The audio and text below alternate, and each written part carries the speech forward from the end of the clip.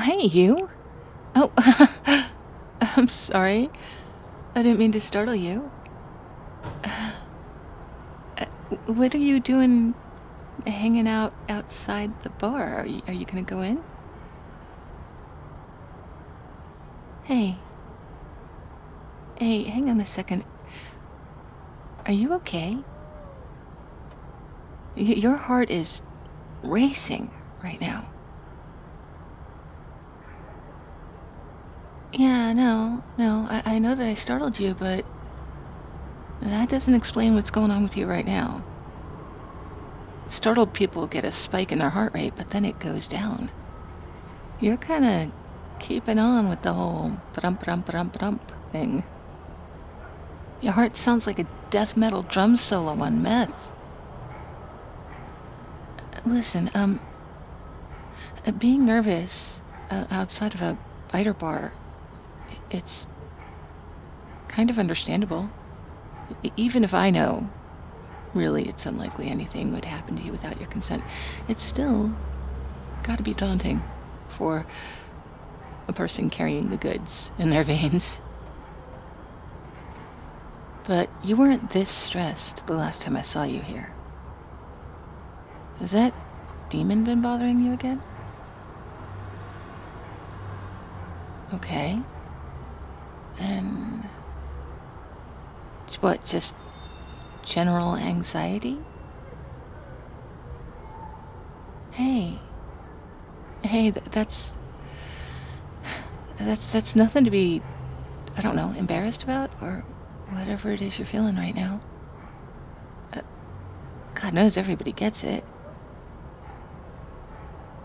Well, yeah. I mean, admittedly not lately, but I used to. Oh, goodness, yes. Back long ago. Long ago. When I was just a young thing. And first moved away from my village. I'd never seen so many people as I did in the city.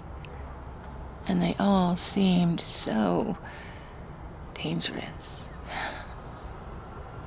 So few cared about who you were or what was going on with you, and it was so very different from the small village where everyone was either familiar or related, or both. So it was daunting. And on a regular basis, I would lie in bed at night, trying to sleep, and just listening to my heart pound. Feeling my heart pound? Huh. Well, it's funny how memories get influenced by your present perceptions. I only experience heartbeats as sounds now. Or a pulse against my tongue or my fingertips. But I would have felt it within my own body at the time. Anyway, the bottom line is I used to stay up at night, unable to sleep, because I could feel my heart pounding. It wasn't a fun feeling. And I got it during the day as well. Oh, well, a few reasons. For one, everything was new and scary, and that much scariness has its impact on your heartbeat.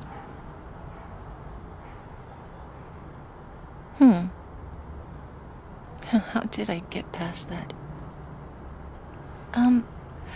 Part of it was just learning about the things that scared me. Nothing is ever as frightening as it seems once you get to know it a bit better. Well, okay, except for frogs. Frogs are still terrifying, and frankly, the more you learn about them, the more horrifying they are. Oh, no. I know that you would think that being poisonous is only dangerous if you eat them, but that's not true. If they touch you, not you touch them, if they touch you, They can poison you.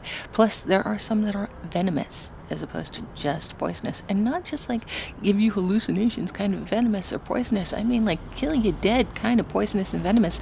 I'm telling you, do not trust the frogs. Yeah, you should listen to me. One day you will thank me when you are not killed by a frog.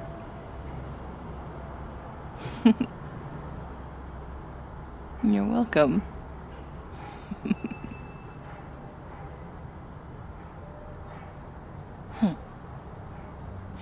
It sounds like your heart is getting back to normal. You feeling a bit better? Good. So, what brought it on? Oh. Yeah, no. No, it's not stupid. I mean, okay, look, it's no demonic ex chasing after you, and it's no bar full of vampires who want your blood type of thing, but, making mistakes at work. Pretty easy thing to get stressed over. Doing or saying something embarrassing in front of other people is a lot of people's greatest fears.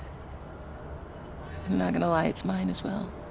Aside from the frogs, obviously, because they pose a real threat.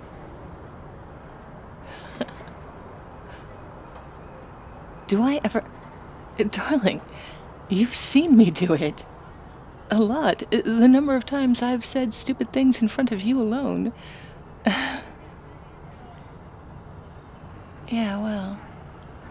See, that's the thing, isn't it? Other people don't tend to notice it as much as you do. And those who do recognize that they're fully capable of making mistakes. If they're any kind of a decent human being, they'll just feel like, wow, that person's really going through it right now. Hope they're okay. Or, there but for the grace of God go I, because I'm fully capable of that kind of stupidity as well. None of us escape it. I promise you, over the centuries, I've had the good fortune to have met some of the most brilliant minds of all time. And they are each capable of profound stupidity at one point or another. It puts things in perspective. None of us is ever all brilliant or all stupid, and our stupid moments don't erase our brilliant moments any more than our brilliance erases our stupidity. Yes, actually, that is exactly what I tell myself when I've done something foolish. And sometimes I have to tell myself again and again and again. It's just the way of things. It's okay to tell yourself the things that you wish other people would, you know. It's okay to tell yourself that everyone makes mistakes. It's okay to tell yourself that you're pretty smart, even if you do stupid things sometimes. It's okay to tell yourself that this too shall pass. Even if you don't feel like it, it's okay to tell yourself that you are really smart. In fact, I recommend it. I recommend you tell yourself that you're really smart on a regular basis. Well, because it will help you feel it when you do something stupid. Okay, so if you're really good at something and you make a mistake at it, do you suddenly feel like you're not good at it? Like, if you were watching your absolute favorite streamer playing a game, right? And you know that they're really good with first-person shooters, like headshots everywhere. If they miss, do you suddenly think, oh, they suck? You wouldn't think, oh my God, they can't do that. And they don't think it either. They just think, oh, well, missed that shot, got to take the next one. That's because they know from having seen themselves do it again and again and again that they're good. And that sometimes making a mistake is part of the deal. That you don't get to hit it out of the park every single time. So when it doesn't happen, they know. And sometimes it'll be fail after fail after fail, because for one reason or another, they've gotten distracted, or one reason or another, they're just not in the game. Something's not happening. And they have to take a break from it. They have to come back to it later. Or they have to enjoy that they just keep failing and laugh at themselves along with everyone else. It's like that with feeling smart, feeling capable, feeling worthy. It's like that with everything. It's like that with everything. If you have positive affirmation about something again and again and again and again and again, you do end up believing it, even if you're the one who's telling you. Your conscious mind knows the difference between fantasy and reality, but your subconscious mind doesn't necessarily know it as well. So if you're visualizing something positive happening, your subconscious mind kind of feels like it happened. If you are telling yourself that you're worthy, if you're telling yourself that you're intelligent, if you're telling yourself that you're attractive, then your subconscious mind will believe it as well.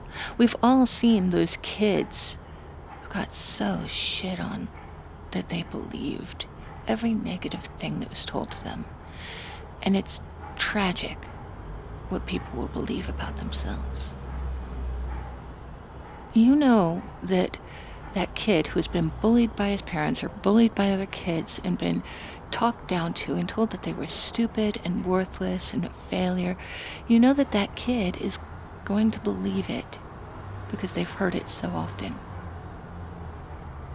And when they believe it, they stop trying, because failures don't succeed, right?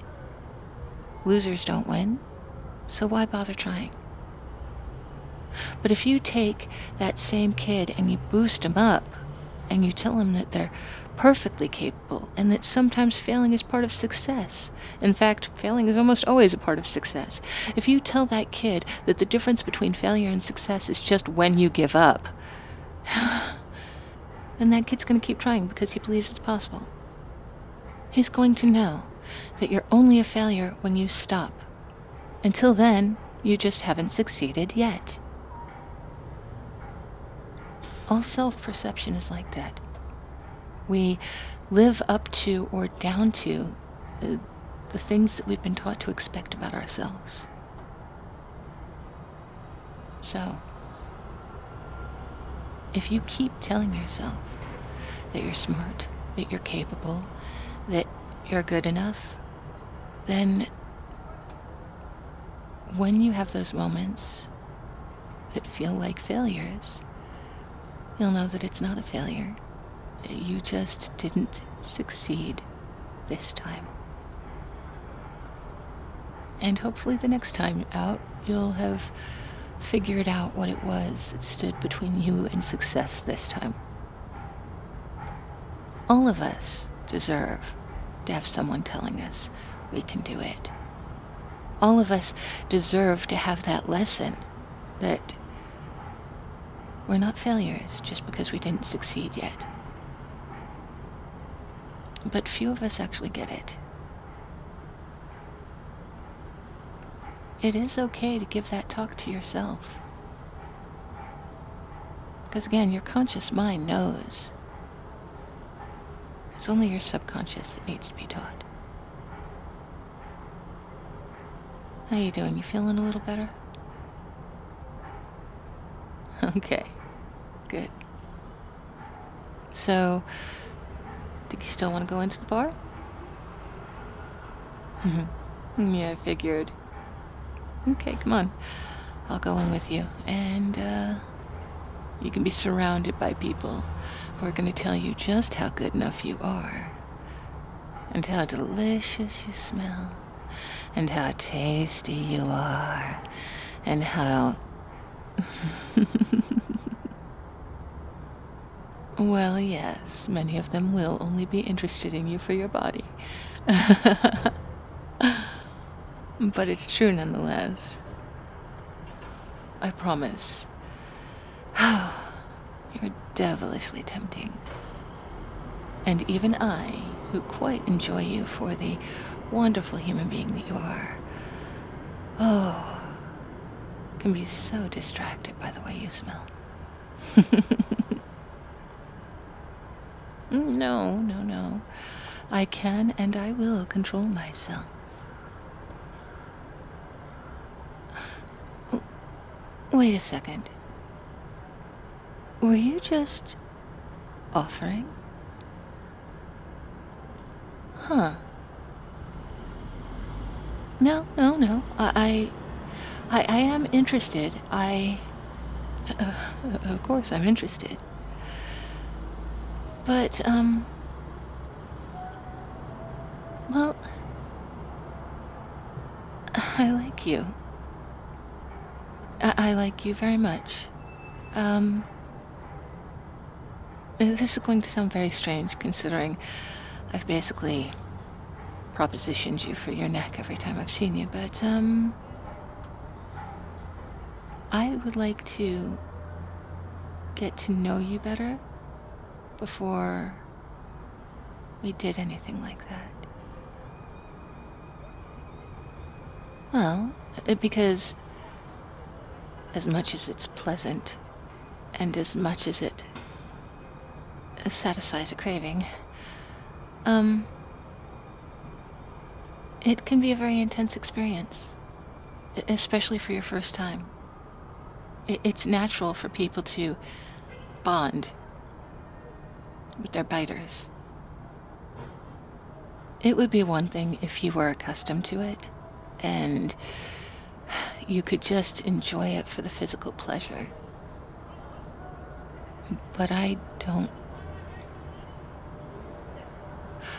want that with you. And I don't know that you would be capable of it. What's more, I don't want to get into anything messy or painful with you. Not that you would be messy, but I would rather see how you and I get along first. And then maybe if we think that...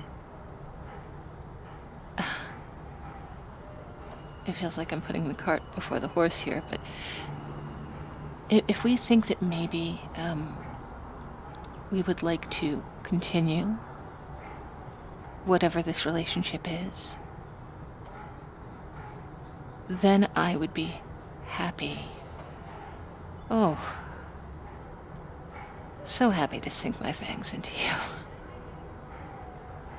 But not until we know each other better.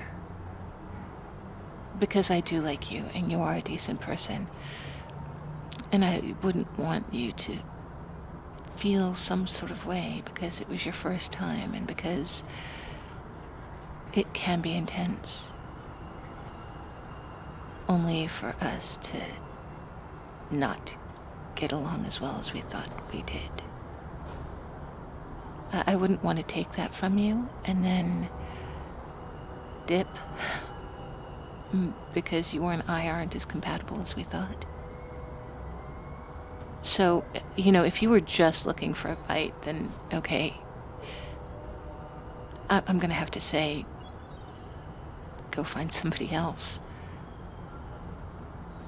Because I like you, and I don't want to do anything to ruin this.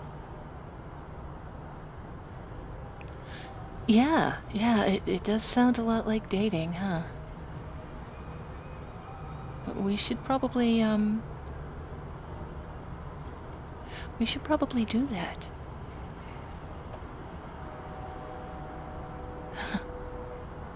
All right then. Let's head in and get a drink, and we'll talk about what we'd like to do. Absolutely perfect.